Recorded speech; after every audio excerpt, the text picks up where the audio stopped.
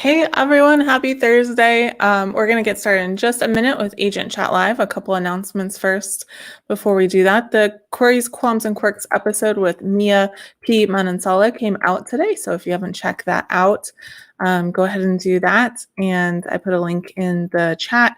But you can also find it here on my YouTube channel. So whether you like to listen on podcasts or on YouTube, you can find it there. And then next week, I am doing a workshop on sorry, I was going to get the link for you, but I can't get the link. It's not there. On how to find a literary agent. So if you're interested in checking that out, I'm going to just find the link real quick. Oh, found it. And I'll put that in the chat too. So in a week, I'll be doing that one. And that will probably be my last workshop for a while. So just a heads up on that. All right, and we're going to go ahead and introduce today's guest. Courtney Radeke has been with the Belcastro agency since 2019 and is based in the Pacific Northwest. She's a member and advocate of both the LGBTQI+ and neurodivergent communities. And when she's not working, Courtney spends her time spoiling her lab mix. I should have asked you how to pronounce that name. And her Calico Holly, we'll have her announce it when she comes on the screen. So welcome, Courtney. Hi. How do you say your dog's name? Rhaegar. Rhaegar. Oh, yeah. Man. I can't believe I skipped over that one. All right. Yeah, so you can also find links to Courtney's website and MSWL and Twitter in the chat, in the down below, the description down below. So if you want to find out more about her, you can do that there. All right. So Courtney, my goal here is to help potential clients get to know you a little bit better. Viewers are, of course, welcome to drop questions in the comments, but we don't really ask any questions that like a Google search can answer. So like word count questions or things like that. And we also don't allow what I like to call pre-queries, which is like when people ask you if you'd be interested in their specific book. So if they were like, hey, Courtney, would you be interested in representing a book about mermaids set in space? We won't be asking questions like that. Cool. All right. Hello, Laura. Hi, Amanda. Hello. I see a couple of you are also here without saying hi. That's fine too. Welcome, everyone. All right, so we're going to start it off with kind of a softball question. What categories and genres do you represent? Yeah, so I represent YA and adult, mostly in fantasy, sci-fi, contemporary, and horror. I do take thrillers for young adult, not for adult, just for YA. And I am still hunting for a novel in verse, which, just to be clear, is very different from a poetry collection. They are different. I don't take poetry collections, but if you have a novel in verse, I'd be happy to see it. Cool. All right. So why did you get into agenting? I guess, and how? Why and how? Yeah. So for a long time, like throughout high school, I thought I wanted to be a veterinarian. Like I love animals. Like I wanted to help them. And then I worked at a vet clinic for about 1.5 years in high school and decided that I could not do that. It was too much for me. So when I went to college, I knew that I wanted to do something in publishing. Like reading and writing had been a part of my life forever. So I knew I wanted to do something there. And I also knew I wanted to do something where I could feel like I was helping people. But I wasn't quite sure like how to fuse those two things together. And for a long time, I thought I wanted to do like be an editor, like at a publishing house. But after like researching more, I kind of realized that that was not quite what I wanted to do. That wasn't the role in the industry that I wanted to have. Partly because almost all editor jobs are based in New York, and I went to school in New York, and I realized I hate New York because I don't want to spend all my time there. But mostly it was that I wouldn't quite have the relationship with authors that I wanted to have. And it's not that, editors aren't people who can help authors reach their dreams, because they absolutely are. They're fantastic people to work with. But when I found agenting, which I did like right after college, as I was like researching more into like publishing jobs that I could do remotely, I realized that agenting was something that would allow me to work very closely, like one-on-one with authors, and I wouldn't be beholden to a house's interests, which was a very big thing for me, because, with agenting, my number one priority is my clients. So when I go into contract negotiations, when I'm, working with clients and like working with the houses, my client is the only thing that I care about. Like I want to make sure that they are taken care of 100%, and I don't have to worry about what my higher ups at a house are going to think, or marketing or sales or anything like that. I just care about my authors. So yeah, that's the big thing, is that I just get to focus on the authors and help them reach their goals and their dreams. All right. We have a question from Rob that I actually wanted to address, because I've been having this conversation a lot today and yesterday.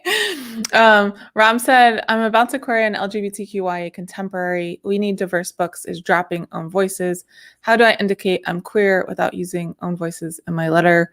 Just say I'm a queer author. Any thoughts? So I would, just because we need diverse books is dropping it, and they're dropping it for good reasons, doesn't mean that authors can't use it for themselves. And so just because they're dropping it doesn't mean that you have to drop it if that's what you want to use.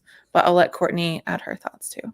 Yeah, for sure. I mean, the big reason that they're dropping it is because, publishing houses and, marketing was using it as a way to commodify marginalized authors, which is not what it was intended to be used for. And a lot of it was used to like police identities and like force outings, which is, that's just not what it was intended for. So yeah, you can totally just say that you're a queer author if you want to in your query letter. You also don't have to if you don't want to. I have a spot specifically in my query manager forum that I ask, why are you the person to tell this story? So that's a good place. Like if you have, queer, sorry, my words are all jumbled. If you have characters that are queer that reflect like your own experiences and everything, like that's a great place to put it. Yeah. All right. So I'm going to give you, Courtney, a chance to brag about yourself a little bit. I have to do this caveat because I find if I don't, like people will be too humble. So take advantage of it and brag about yourself, please. If someone is thinking about querying you and your wish list lines up with their work, why should someone query you? Why would you be a good agent to work with? Okay. So this question I struggled with when you sent it to me. I definitely don't brag about myself like very often. And I think for me, especially being like a newer agent, like I have a couple sales under my belt. I've been in the industry for a few years. But long term, like that's not very far into like my career, But I think for me, one of the biggest things that I bring to the table is that I have no problem being vulnerable and emotional with my clients. Like obviously like the agent author relationship is first and foremost a business relationship. It's for your writing career. But I absolutely don't believe that means you have to be like clinical, like with your communications with one another. And writing is something that you put your soul into. Like it's absolutely something that people are going to be emotional about, and that it's very personal. And so I want to make sure that my authors know that they can trust me with these books that they're putting their whole selves into. If something amazing happens, I'm not just gonna like give you a very like lukewarm, like this is great. Like I'm gonna be in your DMs like screaming with you. And like I'm always trying to be emotive and make sure that my clients know that I'm going to be their biggest cheerleader. I am a very editorial agent. Like I'm not going to pull punches when it comes to edits. I think 3 of my clients right now were R&Rs because I wanted to make sure that they could do the edits that I wanted to see from them because the books needed it. But I'm also going to make sure that you know that I believe in you and that there's absolutely no question about me loving your voice and loving your works. And, while it's completely okay if agents like aren't super emotive. Oh, I'm sorry, I keep hitting my mic. It's totally okay if agents like aren't super emotive or if they aren't constantly giving praise. Like that's totally fine. Like that's just the way some agents operate. And for some clients, like that's totally fine and that's what they prefer. But I also know like that some authors like really just need to be reminded that their stuff is good and that they have somebody like 100% in their corner that believes in them. And I'm definitely going to be that person for you. Nice. We are both having airplanes flying overhead at the same time. That is so weird. I know. I live by an airport. I'm sorry.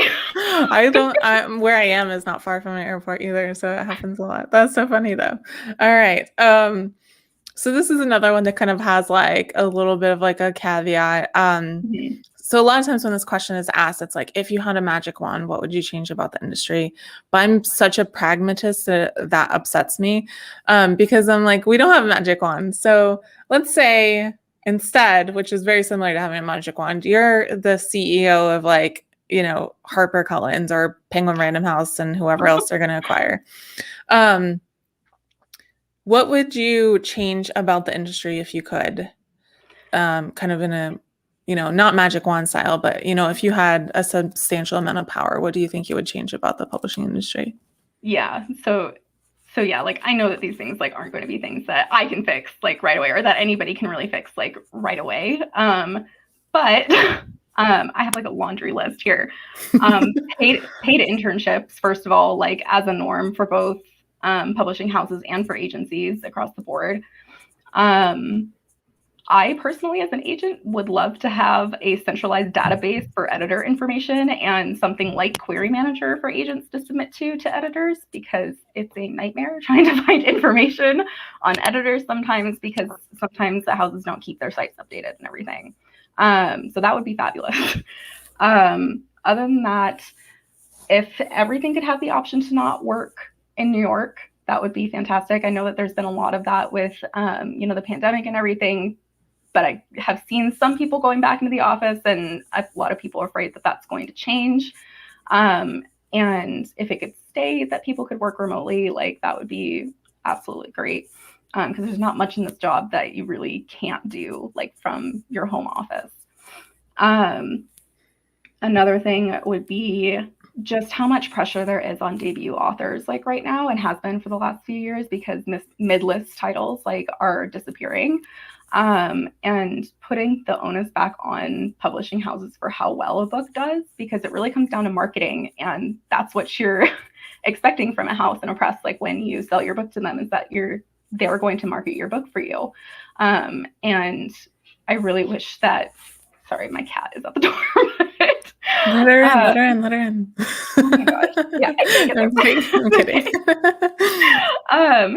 But yeah, I really wish that the onus was put back onto the publishing houses and not onto the authors, because it's just not fair to authors to do that. I also wish that houses would stop like selecting titles that they're going to push really hard for each season, because they're guaranteeing that those books are going to do well when those are the ones that they're marketing really well, and then other books in the same season like aren't getting the same marketing, so they're obviously not going to do as well, like if people don't know about them. And I really wish that, they'd more give equal marketing to all of their titles that they have for a certain season, so that each has an equal opportunity to do as well, so that they can actually see like what readers are picking up. Because yeah, if you're putting all of your marketing behind one or two books a season, like those ones are going to do well no matter what. And then that just leaves the authors who don't have that marketing assigned to them kind of in the lurch. Mm-hmm. Yeah, and last thing would be not commodifying authors, like especially marginalized ones. I could probably go on for a while, but I'll leave it at that. I mean, there are a lot of things in this industry, and I think in every industry, like across the board, that are definitely like wrong with the way that they operate and that aren't fair. And I hope that we can move in the right direction, because there are definitely people who are advocating and trying to make things better, like going forward. And so I hope that we can do that as we move into the future. Mm-hmm. Yeah, I remember when Turtles All the Way Down came out, I went to Barnes & Noble, and the full length of the windows had like a window cling for Turtles All the Way Down in every single window. Mm-hmm. And my first thought was like, how much did that cost them? Because it's not just that Barnes & Noble. And two, John Green doesn't need that promotion. Exactly. Like big authors get so much promotion all the time. And it's so frustrating to watch, like as a new agent with a couple of debut clients like coming out in the next year, to see that. And it's like, but they don't need that. Like they're going to get picked up if they get like one piece of marketing, because people are going to see it and talk about it. but they're not going to necessarily see my clients' books who aren't big names and, don't have that marketing. And I mean, obviously different houses, different presses and stuff, we're going to have, different stuff. So it's not comparable like between houses. But within the same house, within the same season, like I would really like to be able to see all of them get equal marketing opportunities. Yeah, because they'll do that and then they'll be like, oh, no, you can't even have bookmarks. Like, it's such a disparity. It really, really is. Yeah. All right. So we have a question from Emily. What are your opinions on teen authors? How big of a difference does the author's age make? Yeah, so I absolutely think that teen authors can, have great books. I think oh crap, I can't remember her name, but these Violent Delights that just came out, I think it's Chloe Gong is the one that sold it. I think she's a teenager, or very early 20s. I think Christopher Paolini was like 19 when he wrote and sold Aragon. He was like 14. He was younger. Was he 14? Yeah. Oh my gosh. Okay. Well, then I was very wrong. But so it's definitely possible for teen authors to have amazing books. I think it's more about having manuscripts under your belt. So if you've been writing since you were itty bitty and have like multiple manuscripts under your belt by the time you're a teenager, your craft is going to be farther along than somebody who starts writing when they're in like their mid 20s, 30s, 40s. Like it's just about experience and like how much you've been writing. And, some of it does come down to, what kind of life experiences you've had and just like where you're at, like mentally. And so everybody's going to be in a different place, like at any point in their life. But I definitely don't discount like teen authors at all. Every once in a while I'll get one in my box, and I actually get like really excited when I see teen authors in my box because I was one at one point. And so it always just makes me really happy to see that. So definitely you guys are great. Yeah. I'm thinking Cody Keplinger was a teen author. I think her first book was 16-ish. Okay. Hannah Moskowitz was a teen as well. Man, I was not there 16. But yeah, it's absolutely amazing when authors are. All right. So if you sign a client, what can they expect after that? What does your process kind of normally look like? What kind of communication do you have with them? That kind of thing. Yeah. So pretty much immediately, I think this is pretty standard for most agents. We dive into edits pretty much right away. So during the call, we most likely discussed, what kind of edits, like I wanted to see like big picture. So once the client is signed, like I will take the manuscript, I'll go back through and read it again. I'll make sure to leave inline comments, and I do line edits as well. I can't help myself. If I see something, like I have to fix it. I can't stop myself. So once I have all of that done, I will send you back the manuscript with the comments, and I'll also send an edit letter. And then client will go ahead and do those revisions. I'll take it back. We'll do the process again. Most of the time at that point, it's just nitpicky polishing stuff. So I'll send it back to them. They'll do those edits. And usually at that point, we're ready to go. If a draft is needing more polishing, then we might do another round. But most of the time, it's about 2. And then during the time, usually like when my client has that last round of edits and they're doing revisions, like I'll hunker down and make sure that the pitch that we have is polished. Like sometimes I'll use pieces of the query that they sent me. Sometimes I start over from scratch. Like it just depends on the book.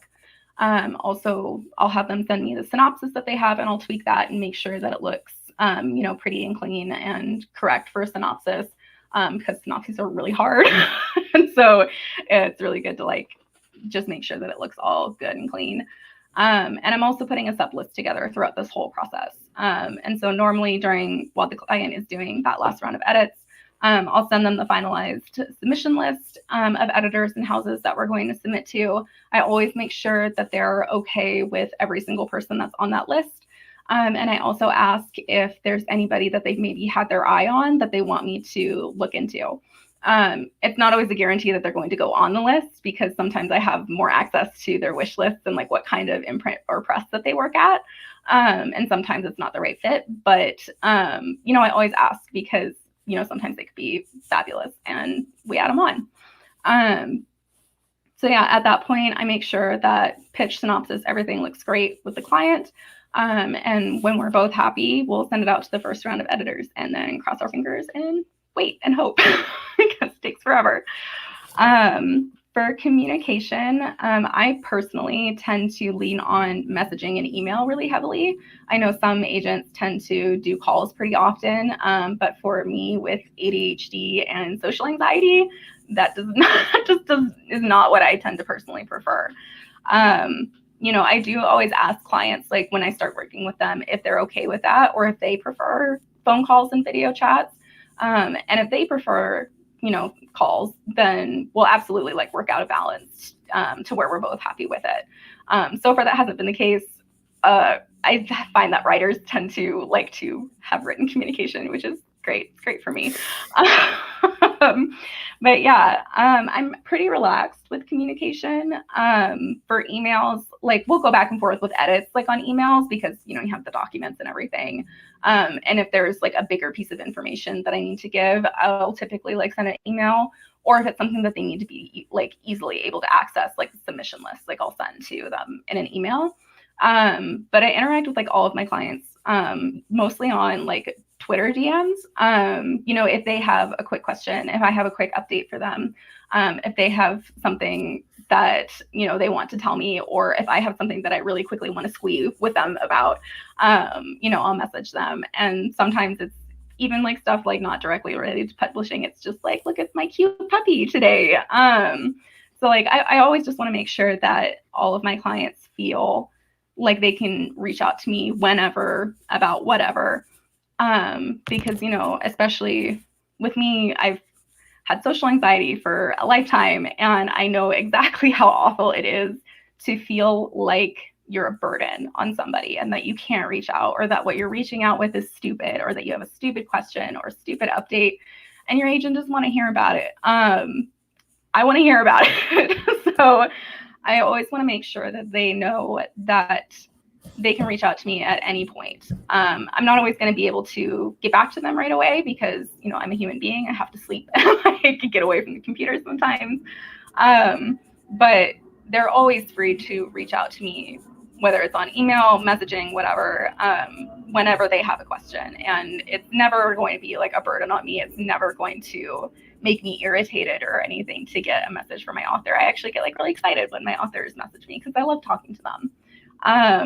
As far as like how much we communicate, that kind of depends on like where in the process we're at. So I have one of my clients who's been on submission for a while now with one book, and she's working on something else.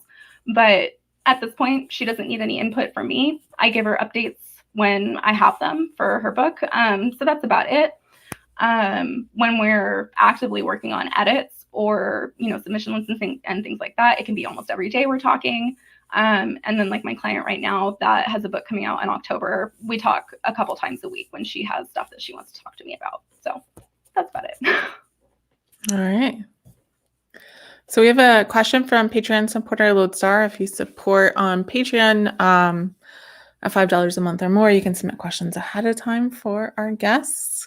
And Lodestar went deep into your profile and asked, it's a two-part question. What gives you the penchant for punk, and how would you describe it since punk has many different meanings? So he definitely like grabbed that from my website, like at the very bottom of my profile. And basically like throughout most of my life, like I've just liked anything with like an edge to it. I grew up in middle of nowhere, Washington State. There is an eastern side to the state. It's not just Seattle, I promise. And so I grew up in a town that is mostly farming.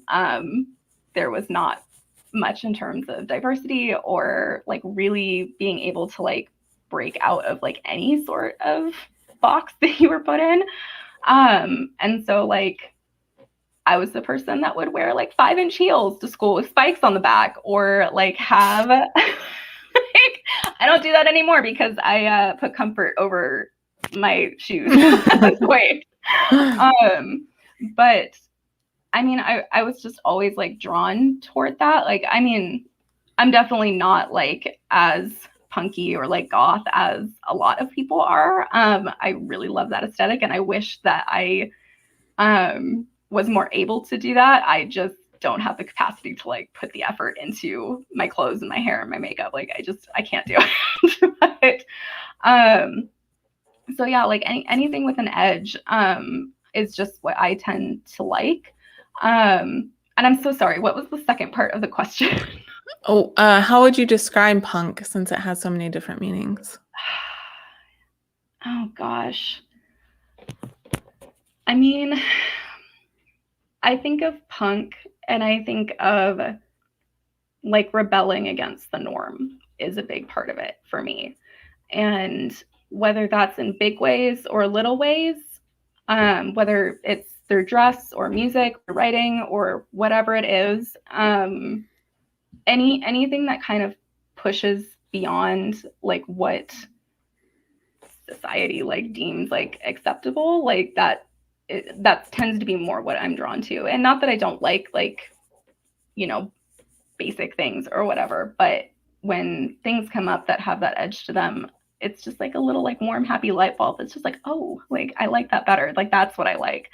And yeah, I don't know if that makes like any sense, but that's where I'm at with it. I do have a friend who specializes in punk genres specifically. She's a freelance editor. And one of the things that she explained that kind of like, in terms of literary genres, not necessarily like aesthetic or anything, what she said was it has to have an element of rebelling against authority or like going against authority. Yeah. Or changing societal norms. Yeah. So that's a big thing. So a couple of the genres that I really, really like that I'm hoping like resurge like a little bit are cyberpunk and steampunk. Like those are two of my absolute favorite genres.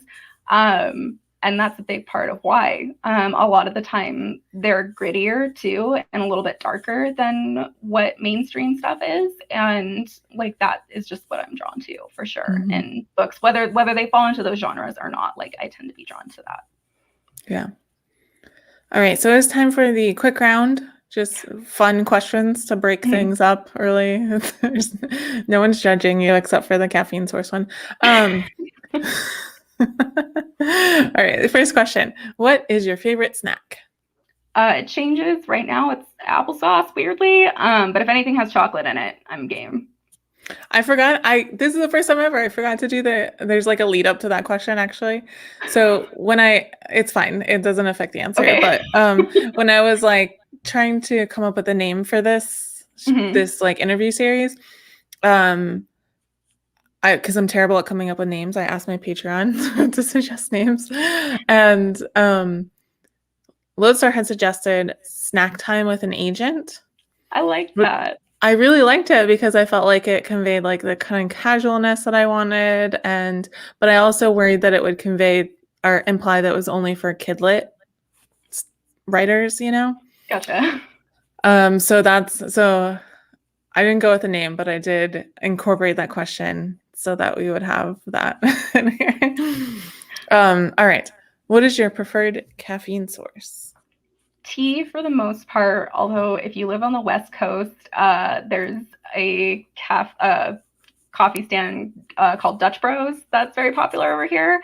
And they have these things called Rebels that is basically just like Red Bull and sugar thrown together. And it's so good. So yeah, either tea or that. Wow. So Red Bull like with more sugar. Yeah, like the one that I usually get is like strawberry and coconut, like mixed with Red Bull. It's so good. Wow. All right. Now I want to try. Okay, focus there. Okay. Is there a word that you irrationally hate? Yes. Okay. So several years ago, so I met my husband in high school. He's still best friends with his friend from high school, and at one point, his best friend and I got into an argument over whether or not the word winningest was actually a word. And I was adamant that it was not a word because it doesn't sound like a word. It sounds dumb. And so he Googled it, and it is indeed in the dictionary. And it's been years, and my husband has not let me live it down. Oh, no. Then. So I hate that word so much. That's a good one. I like it. All right. Oh, yeah. So what person that you, as far as you know, has not written one, do you most want to read a memoir from? So I thought about this for a while. I don't read memoir. I don't read like nonfiction in general. So I hope it's okay that I choose a fictional person, because I would 100% read Dwight Schrute's memoir. I really want it. Like, I feel like it would be really bizarre and crazy, and I would want it. I'm honestly a little surprised that it doesn't, like, now that you said it, I just feel like, yeah, that's a thing that should exist. Right? Yeah. Right? Like, we get snippets of his life, and I'm just like, I want to know. I want to know more.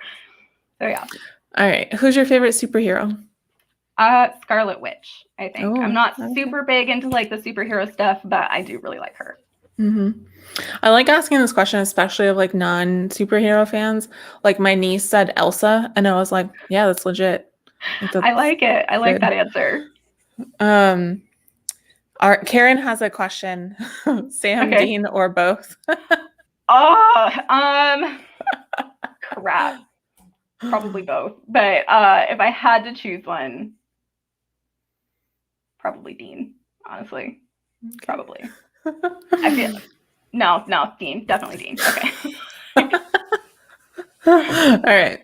How is that the hardest question we've had? I don't know, because they're both wonderful. That's why. All right. So I don't ask a lot of like querying advice, but this is my one like allowance. What is your single best query letter tip? There are so many. So the biggest thing I think that throws off the most queries I see is that you need to remember to focus on the actual plot, conflict, and stakes of your novel. A lot of the time, what I end up seeing is like a sentence or two about what the actual plot is, which is more of like an elevator pitch than it is a query. And the rest of the query is spent talking about like themes or why you decided to write the book, or like what you're trying to do with the book, which is great to know. But that typically tends to be things that you either mention very, very briefly in your query, or that you talk about, on an offer call as you're getting to know the agent, they're getting to know you a little bit better. Because if I don't actually know like what the plot of your book is, especially when you're talking about genre fiction, which is mostly what I represent, then I'm not going to really know like if I actually want to read your book. I never take like just the query or just the pages and judge on that. Like, I always read both. And if I'm really unsure of like what a book is about, I'll usually take a peek at the synopsis as well. But sometimes a lot of authors don't know how to write those very well either, which my coworker, Caitlin Johnson, always has wonderful tips on how to write good synopses, because she's amazing at it. So I would check her out if you're struggling with that. But so sometimes I'm left without much of a synopsis and without much of a plot like going on in the query. And if the pages don't grab me, then I feel kind of stuck with, well, I don't really know what this book is about. So I'm not really going to want to read more. So definitely like making sure that you're actually talking about what your book is actually like doing as a novel is important. I do have like on my website, I do have like a full page for querying help. Like, if you want to have more help than just that one tip. So you can look there as well. Awesome. And that link is in the description already, so you can go get that. All right. So we had an interesting question from Francesca. I think that's how you say that. I'm sorry if I pronounced it wrong. I've been researching self-publishing and would like to know what benefits or advantages an agent could provide. So I feel like I might be misunderstanding the question. If you're talking about getting an agent and then self-publishing, that's not really how it works. If you're just asking me like in terms of like traditional publishing versus self-publishing, I mean, I only know the basics of like self-publishing because it's not something that I've personally like looked into myself. I do know with self-publishing that you have complete freedom over what happens with your book. You have 100% say over your cover design and the layout and every single edit that goes into it. There's not a single person that's going to tell you you can't do something, which is not the case with traditional publishing. The editors that I've worked with absolutely take their authors' opinions and everything into consideration, and they do their best to make sure that their author is happy with every single edit and with the cover design. But at the end of the day, the author doesn't have final say in edits and cover design and marketing and things like that. So if you're somebody that wants complete control over what happens with your book, then self-publishing is a good route to look at. The thing that's really hard with self-publishing is that you don't have anybody to lean back on for help. And it's going to cost you money. So with traditional publishing, there's not really a point where you as an author should be required to pay anything. If you are required to pay anything for like agents reading your book or to get something published, run away. That's not right. Don't go for it. Because, agents only make money when you make money as an author. So I only make commissions on that I make for my authors, and publishing houses should be paying you for your books. So that's a big plus is for traditional publishing, is that you don't have to pay for anything. And, with self-publishing, with traditional publishing, you have teams of people that will handle your marketing, will handle finding a cover designer for you, will handle your page layout and making sure that everything is in the correct formats and getting things printed and everything. Whereas with self-publishing, you have to handle all of that on your own. And you can hire people on to help you, but again, that's going to cost you money. And so there's definitely just, balances with the two on what's most important to you. There are definitely plenty of self-published authors that do fabulously and love it. Actually, one of my clients right now is a hybrid author, and she's done really well with her fantasy series that she's published, and she came to me for her contemporary. But yeah, it just really depends on what you're looking for as an author and how you want your book to be handled. Yeah, I've seen, you mentioned one of them, really only 2 instances where self-published authors have an agent. One is if they are hybrid and they're wanting, and that's me. Like I self-publish romance under a different name, and then I have an agent from a young adult. But then the other one is it doesn't happen till later. A lot of very successful self-published authors will get agents specifically for foreign deals, translation deals, and then other media, that kind of thing. But you have to have a significant amount of success on your own before you get an agent for those things. Yeah. Something that I see a lot actually is people pitching me or sending me queries for books that are already published and already posted on Amazon. And, a lot of the time in the query, they'll tell me, well, it's only been up for, a little bit amount of time, or I'm just trying to get it to a bigger platform. And I'm like, well, the problem is that publishers are going to see that it hasn't done staggeringly well, and they're not going to want to pick it up because they're only going to pick it up if they think that they can, provide a wider audience for it and that they can make money off of it. And that if they see that it is not doing staggeringly, really, really, really well, then they're not going to pick it up. So that's what makes it difficult, on the agent's end if something has already been published. Mm-hmm. Yeah. All right. So we have just a couple minutes more left. So I'm going to ask you, let's see, which question is there of the last 3 questions? Was there one you particularly wanted to answer? You pick. I'm good on Okay. any of it. Well, since you're ready, then I'm going to ask this one. What is a good literary name for a cat or a dog?